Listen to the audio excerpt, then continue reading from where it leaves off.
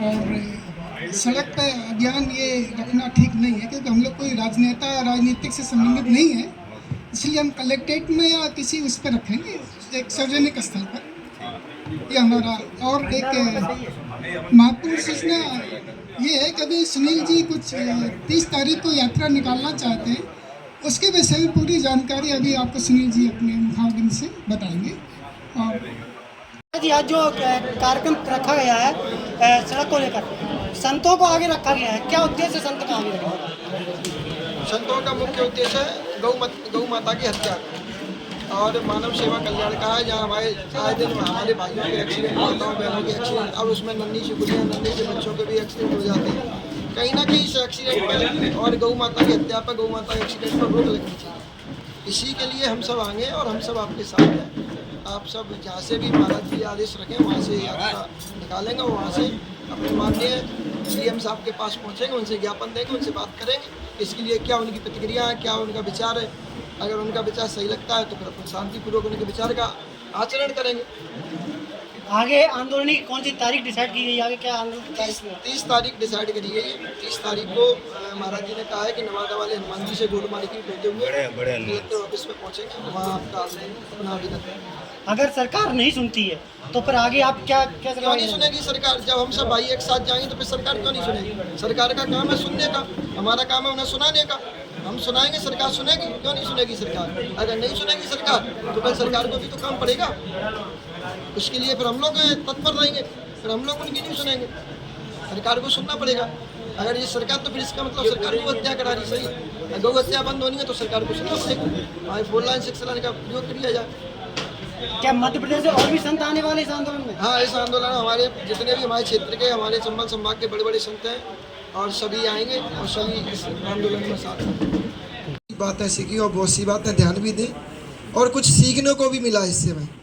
वैसे अपने सनातन धर्म में कहते हैं कि गाय माता सर्वोपरि है और जन्म देने वाली माँ से भी बड़ी गाय माता होती है। जन्म जो देती है माँ, वो 1 वर्ष 2 वर्ष 3 वर्ष तक दूध पिलाती है। पर जो हमारी गाय माता है वो आजीवन जीवन पर्यंत तक, जब तक अपन जीवित रहते हैं तब तक अपने परिवार को, अपने को दूध पिलाती है। तो कहीं ना कहीं अपनी जो माँ है, और जब अपनी माँ की दुर्दशा होती है ना तो कष्ट होता है। जैसे हत्या कर गया, करने वाला तो दोषी है ही और करने से देखने वाला सबसे बड़ा दोषी है। आज हम साधु संत यहाँ बैठे हैं और जब हमारे महाराज श्री और जो बड़े बड़े महाराज श्री जब बैठे हैं तो ये कहीं ना कहीं इसके लिए आए ना, राजनीतिक से कोई मतलब नहीं है। इन्हें काय से मतलब है, इन्हें अपनी गौ माता से मतलब है और मानव सेवा कल्याण से मतलब है। यहाँ हमारे भाइयों के एक्सीडेंट हो रहे हैं। अभी कुछ वक्त पहले हमारे पत्रकार जी दिनेश भदौरिया जी थे, उनका बिड़खरी पे एक्सीडेंट हुआ, शायद आप लोगों को पता भी होगा। तो वो एक्सीडेंट इतना दर्द भरा था कि शायद है कि हम लोग अभी तक उसको भूल नहीं पाए। और आए दिन प्रतिदिन कहीं ना कहीं 8-10 केस ऐसे आते हैं जिसको सुनने से दिल को आघात लगता है। और कहीं ना कहीं हम इसी बात से आगे आए कि हम आपके साथ हैं और आजीवन आपके साथ रहेंगे। हमारे जितने भी शिष्य हैं वो भी आपके साथ इस लड़ाई में खड़े हैं, ऐसे खड़े नहीं होंगे। कदाचन जो निष्काम कर्म करता है, अपना कर्म करे लेकिन फल की इच्छा ना रखे। तो आप लोगों ने जो अभियान चलाया है, कर्म से तो कोई छूट नहीं सकता है, कर्म आपने किया। सबने बहुत अच्छी अच्छी बातें बोली हैं, किसी ने गौचर के बारे में बोली, लेकिन ये भाषण से कुछ नहीं होने वाला। यहाँ ये लोग सब लोग बैठे हैं, इसमें ये कमेटी बनाओ। सहमत है और हम अपने सुनील भाई साहब के साथ हर कदम पे खड़े हैं। वो दिल्ली जाएंगे, दिल्ली भी चलेंगे, लेकिन हमें नहीं लगता दिल्ली जाके हम उनके निवेदन करें। आपने फौज की नौकरी शान से की है, उन्हें यहाँ बुलाओ, यहाँ पे आंदोलन करो, उनके टोल टैक्स बंद कराओ और वहां पे नहीं हो तो भागवत का नाम कराओ।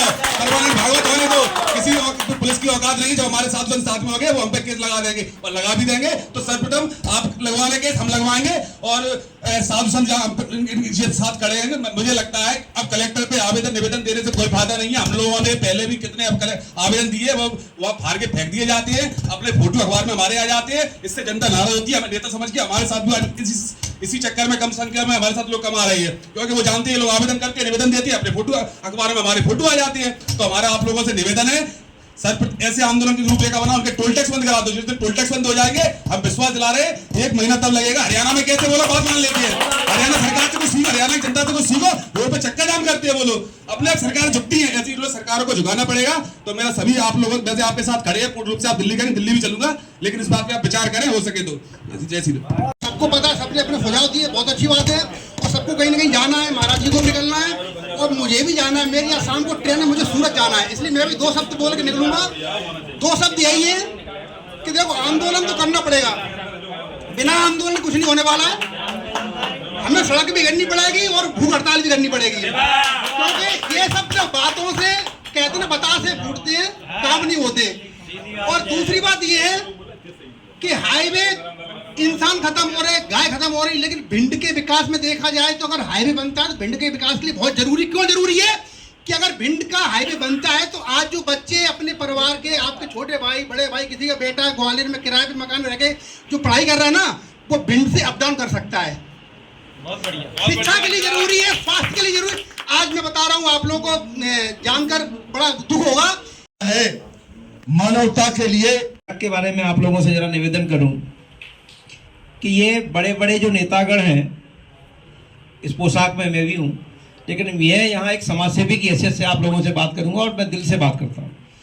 इन लोगों का बड़ा नेटवर्क रहता है, जब तक पीएनसी का ठेका रहेगा, जब तक ये सड़क कभी मंजूर होगी नहीं। और मैं आप सबसे एक आग्रह करता हूं कि अपन सब एक दबाव बनाए यहाँ के स्थापित राजनेताओं पे, उनसे अपन ये कहें कि आप राजनीतिक विचारधाराओं को छोड़ के, दलगत राजनीति को छोड़ के, भिंड के विकास के लिए, जनता के हित के लिए आप लोगों को एक होना चाहिए।